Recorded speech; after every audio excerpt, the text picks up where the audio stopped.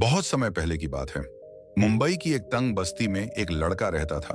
नाम था वेदांत। उम्र सिर्फ 13 साल, लेकिन आंखों में किसी बूढ़े इंसान जैसी समझदारी थी। जिस उम्र में बच्चे खिलौनों से खेलते हैं, उस उम्र में वेदांत सुबह 5 बजे माँ के साथ कूड़ा उठाने निकल जाता था। उसकी माँ श्यामली बस्ती के हर घर से गीला सूखा कूड़ा अलग करती, हाथ में एक बड़ी सी बोरी, चेहरे पर कपड़ा बांधा हुआ और पांव नंगे।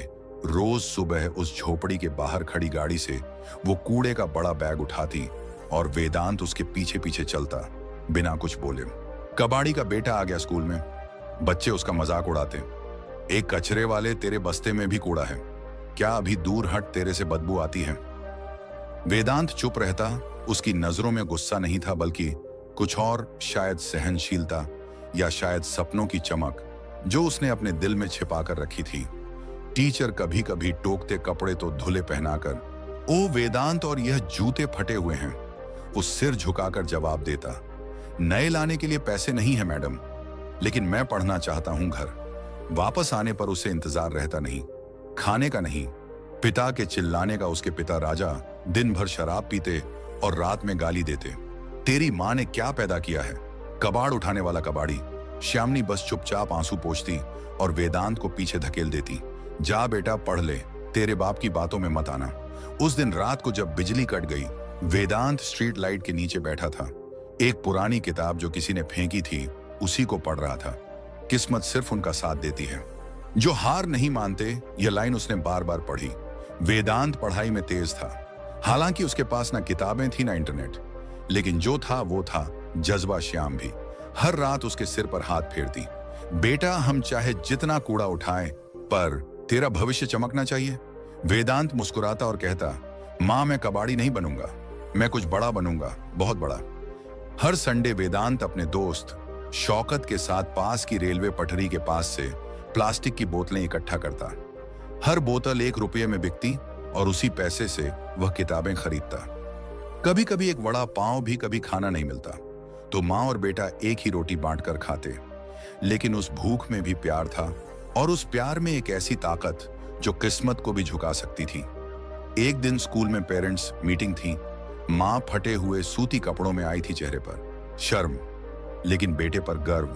क्लास टीचर ने सबके सामने कह दिया, ऐसे बच्चे जिनके माँ बाप गंदगी का काम करते हैं, बाकी बच्चों पर असर डालते हैं।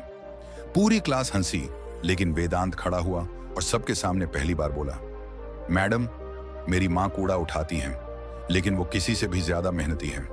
आपके घर की सफाई वही करती हैं। आप हमें गंदा कहती हैं, लेकिन असली गंदगी तो सोच में है। क्लास में सन्नाटा छा गया।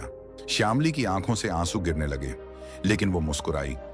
उस रात पहली बार वेदांत ने खुद से वादा किया, अब मैं सिर्फ सहूंगा, नहीं बदल लूंगा।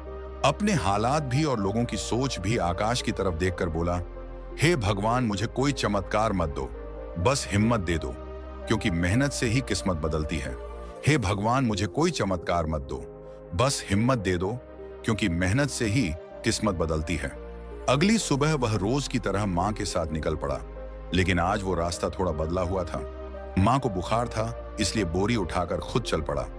उसी समय पास के पार्क में एक सज्जन व्यक्ति, विनीत वर्मा, पेड़ के नीचे कुछ बच्चों को पढ़ा रहे थे।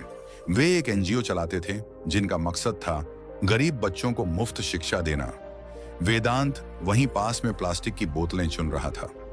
किताबों की ओर उसकी आंखें बार बार चली जाती। विनीत जी ने देखा, बेटा, क्या पढ़ना चाहते हो? वेदांत थोड़ा झिझका, फिर बोला, हाँ, पढ़ना चाहता हूं, लेकिन अभी काम जरूरी है।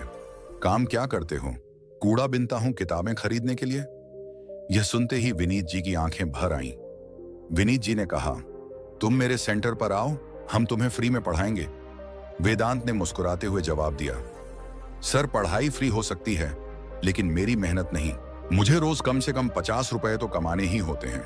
विनीत जी ने एक प्रस्ताव रखा, तुम हमारे सेंटर की सफाई कर दिया करो और बदले में पढ़ाई भी कर लो। वेदांत की आंखों में चमक आ गई। यह पहली बार था जब किसी ने उसे भीख नहीं, अवसर दिया। जब वेदांत ने घर आकर यह बात बताई, मां की आंखों में आंसू थे। तू सही रास्ते पर जा रहा है बेटा, उन्होंने कहा, अब तेरी किस्मत कोई नहीं रोक सकता। वेदांता श्याम सेंटर पर जाता,